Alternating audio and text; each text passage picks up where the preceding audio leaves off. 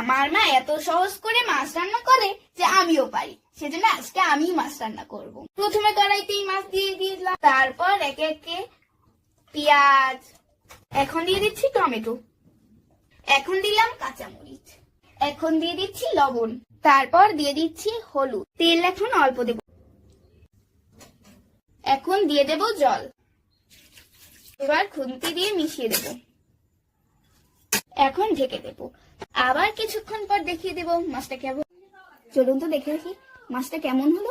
মাছগুলো এখন উল্টিয়ে দেব, এখন আমি ঢেকে দেব, পরে আবার দেখাবো। এই দেখুন আমার মাছ, এটাকে আমি ভাত দিয়ে খাবো। এটা আসলে ভাববেন এটা সাদা ভাত, এটা আসলে এসপিকে পদ্ধতির চাষের ডাল।